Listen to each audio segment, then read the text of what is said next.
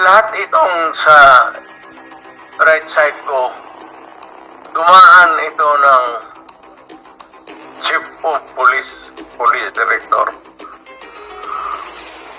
Oro, commander ng death squad yan.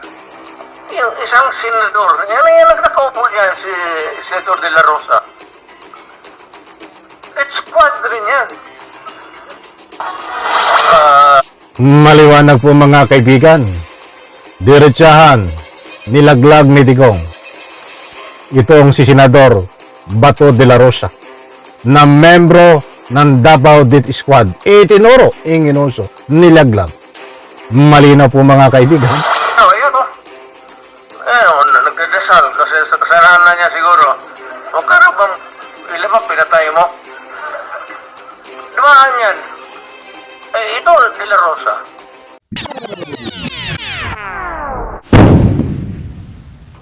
Alright, welcome back to my YouTube channel. I'm Andy's Vlog. Ito, laglagan na mga kaibigan. Latest update tungkol dito sa naganap na hearing sa war on drugs dito ho sa Senado.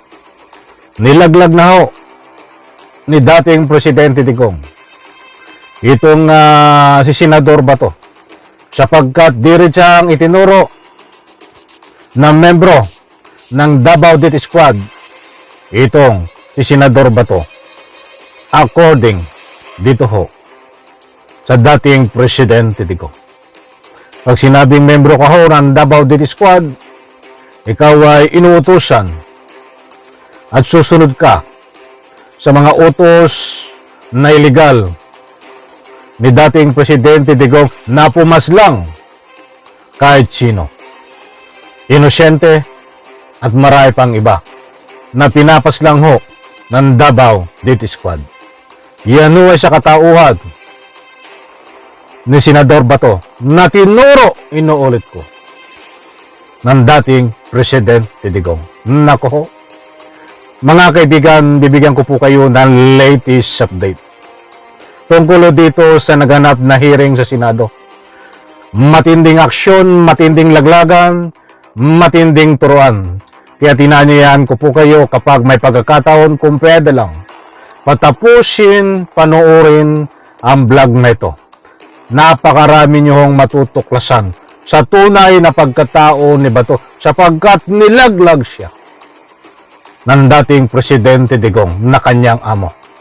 Heto mga kaibigan, babahagi ko po sa inyo. Nako, ay matindi ho. Shout out sa lahat. Senator De Lima, were you investigating the Davao Death Squad when you were chair of the CHR? Yes, that was the focus. But the former president doesn't confirm the existence of the Davao Death Squad. That has been his position nung tinanong ko ho siya, nung nag-appeal siya sa public inquiry. And there's no such thing as DDS. But there are people, there are witnesses who said that there is such a thing as the Davao Death Squad.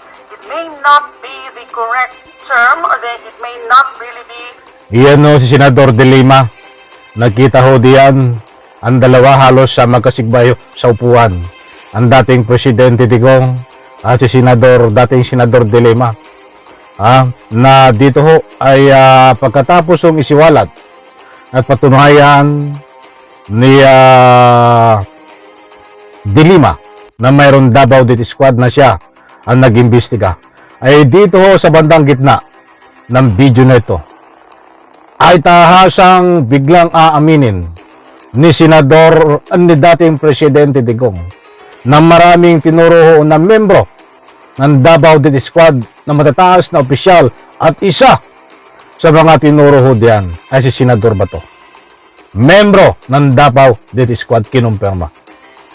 Kaya huwag pong kaligtaan panoorin, mga mahal kong taga-subaybay. Or explicitly called the Davao Death Squad? Who coined that name, that phrase, the Davao Death Squad? I think it was media, it was certain sectors, certain groups. But it was not the CHR which you headed before, Madam Senator. We knew it to be as the Davao Death Squad because of the various reports. but it did not originate from us, the term Davao Death Squad. What is clear to us is that there was this group of assassins, and some of them are actually part of the Davao City Police Office, and there are also the abanteros, the assassins themselves, with respective handlers. And already, Mr. Matubato and Mr. Ascanias... If I may cut you, Madam Senator. Pagkatapos ho nito magsalita ni dating Senador Dilema, ay dito na ho ang biglang pag-amin. At tinuro si Senador Bato na membro ng DT Squad, Davao DT Squad. Kinumpirma mismo yan. Yung dating Presidente Digong. May quick interjection on si Senator. Okay, our rules on interjection, ganito I will have to ask the permission of the senator who has the floor if you want. And then, please limit it to maximum of 2 and very related to the topic that the topic we're discussing, okay? So, Kahit one lang, Mr. Chairman. 1 or 2, okay, Senator Risa Ontiveros is recognized. Salamat ka, Mr. Chair, and salamat sa SP Pro Tempore. Very quick, at the proper time, and this is related to the line of questioning of the SP Pro Tempore right now. At the proper time, I will ask the Chair's permission to play a never-before-played video that precisely talks about the Davao Death Squad, exactly related sa line of questioning ng SP Pro Tempore at this moment, Mr. Chair. Salamat, SP Pro Tempore. Ito na po ang tinutumbok natin. Panoorin po ang pag-amin at pagturo kay Senador Bato ni dating Presidente Digong, membro ng Davao DT Squad. You permit it? Okay. Senator Bato, Senator, may I... Yes, sir. Go ahead, Chair. Lahat itong sa right side ko, dumaan ito ng Chief of Police Director. Oro, commander ng death squad yan.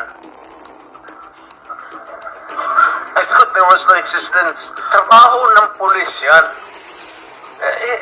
Literally, hindi ko sabihin ng death squad. Yung isang senador, yan ang nakaupo dyan, si Senator De La Rosa. Death squad rin yan. Because they were police directors handling the Maliwanag po mga kaibigan. Diretsahan, nilaglag ni Digong itong si Senador Bato de la Rosa na membro ng Davao DT Squad. Itinuro, inginuso, nilaglag.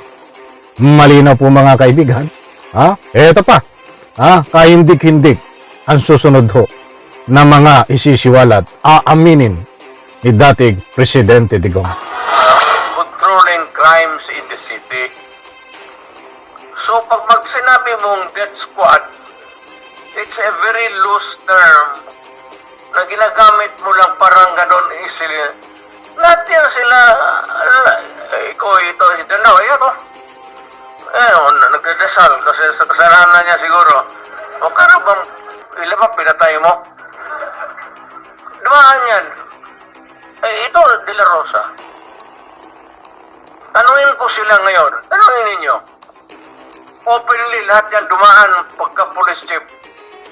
Pati nga si Gambuwa. Tanungin ninyo.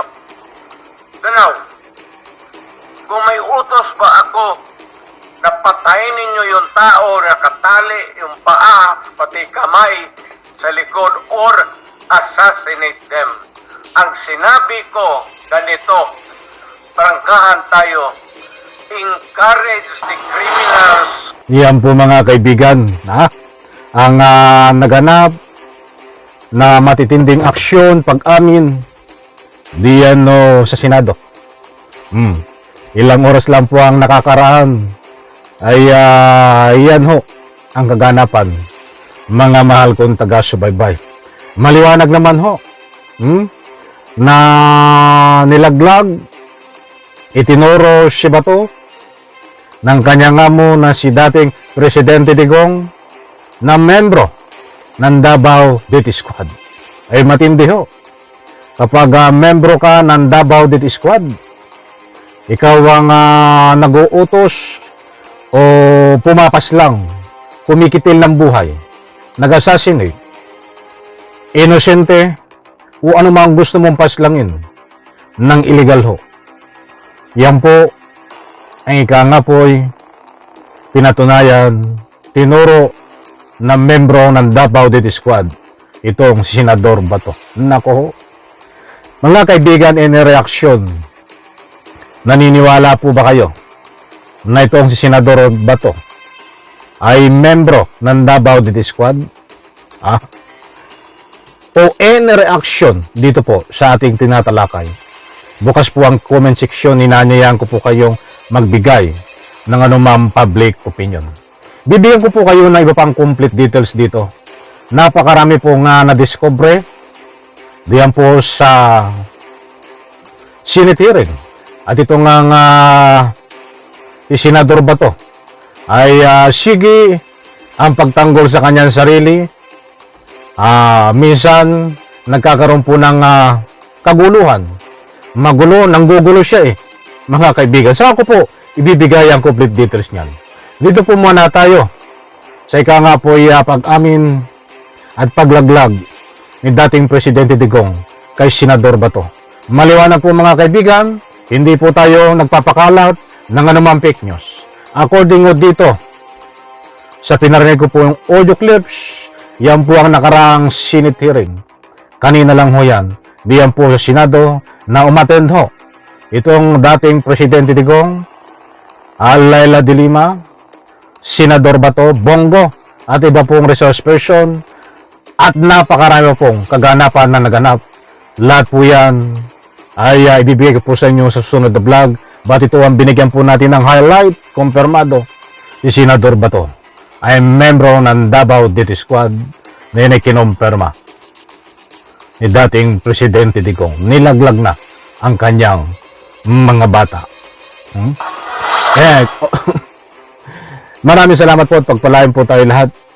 Sabay-sabay po natin i-like ang video na ito. Pasensya na po, ako'y namamalat, kaya medyo ang boses ko ganito. Bye-bye, palakpakan.